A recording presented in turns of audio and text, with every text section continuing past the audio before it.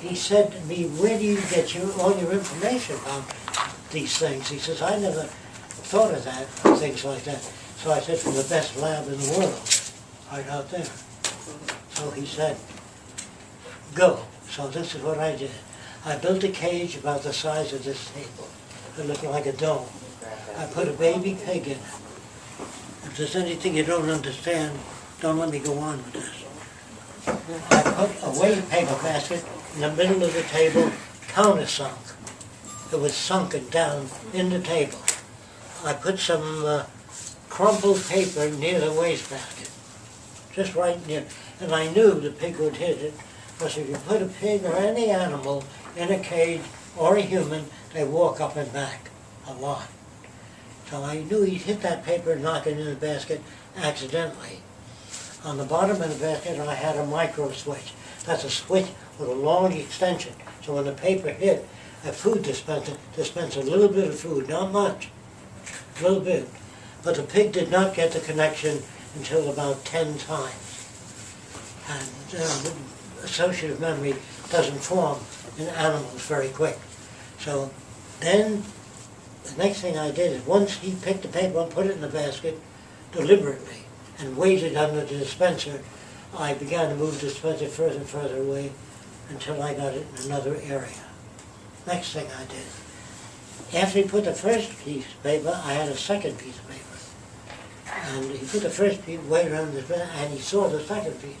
And I figured by that time his associative memory would get him to put the second piece. It worked. He put the second piece in the basket. Then I pulled the basket up, because it takes me too long to condition the pig to pick it up and put it in the basket. If you pull the basket up, the basket said, put waste here, remain clean, you know. Then I put dirty rags instead of paper like it. And the pig came in and he wore a white jacket and a little sign said the Immaculate Pig. And the pig kept putting up dirty rags in the basket. He cleaned up the area and then left. He went under the food dispenser. The next thing I wanted the pig to do is to take, change the dirty bed sheet. I made a bed for the pig. It looked like this. If you don't understand this, you must interrupt me. 2 rollers with the bedding stretched across the rollers. Now if you put a pig in a confined environment and this is soft enough, he will eventually get up on it, sleep on it. When the pig slept on it, if you get up in the morning, I then connected a wheel to this roller. And if the pig is kept in a confined environment, if you take rats and put them in a confined environment, you put a wheel in there, and once you train them, they'll go in and run, adrenaline. So the pig eventually got up on this wheel, and when he turned it, that changed the dirty bed sheet. It wasn't that the pig was changing the dirty bed sheet. You understand that? Okay. Then I had a door to the cage that was partly open and food out there. And the pig tried to get out there and he couldn't. But then when he got back on the wheel and turned it, the door would open. If he turned it beyond the bed change, the door would open so he can get to the food. So the pig did that. The next thing I did, I wanted the pig to take a shower. And that's outside of the pig's choices. So I bent a rubber hose like the letter U.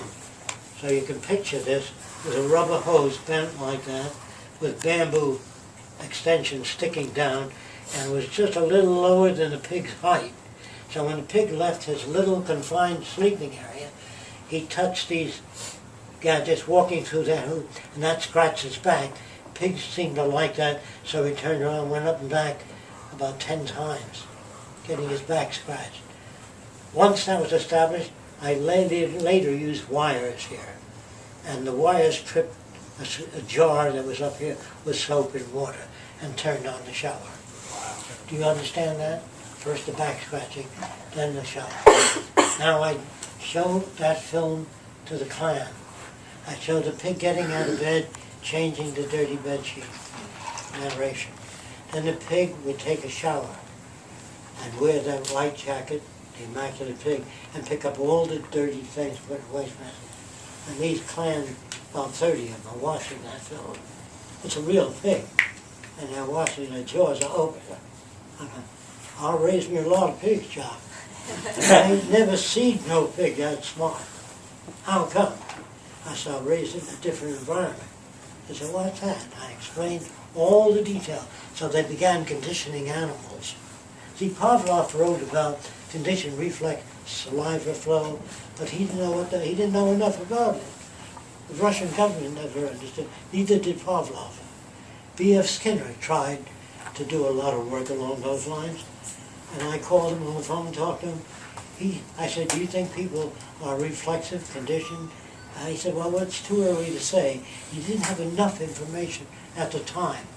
So I want you to know that that film was a major mechanism of change, not confronting them with anything. Then I thought of making a motion picture to get to people. Here's what the movie is about. If you know any film producers, contact them. It's a family, 50 years into the future, walking along that lake over there. This is supposed to be the future. And they're walking along that lake, and there's two little kids.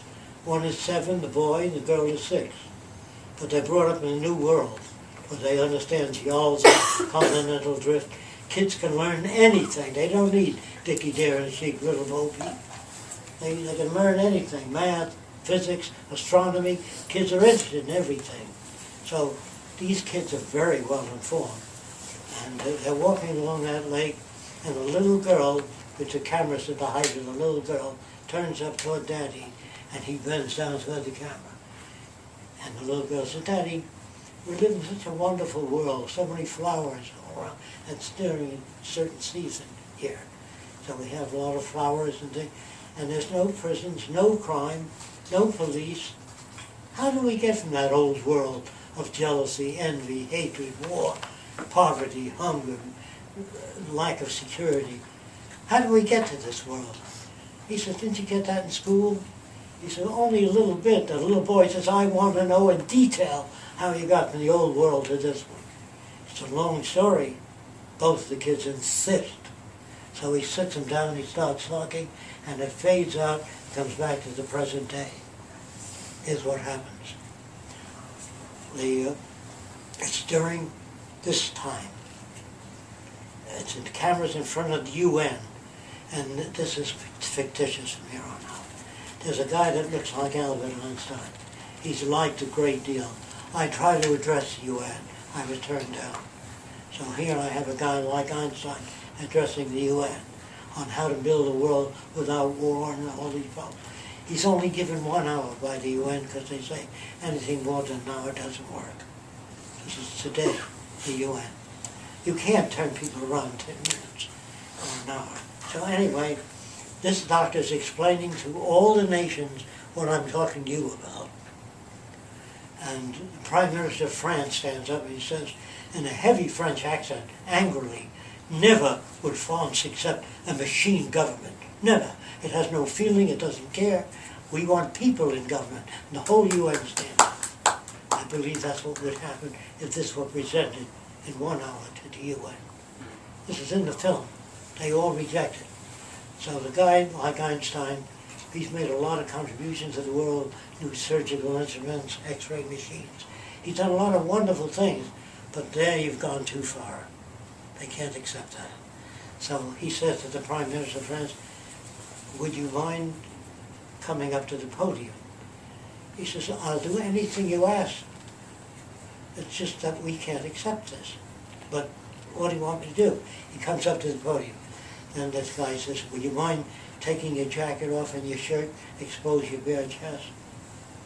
He says, it's a very unusual request in a heavy French accent, but if you ask me, I'll do it. And he does it. He says, what's that scar you have here? He says, I have a pacemaker. A machine? How did you breathe when your heart gave out? There was a respiratory machine. There's a lot of mumbling in the UN, and a lot of listening and discussion. And it shows the first city going up, the new city.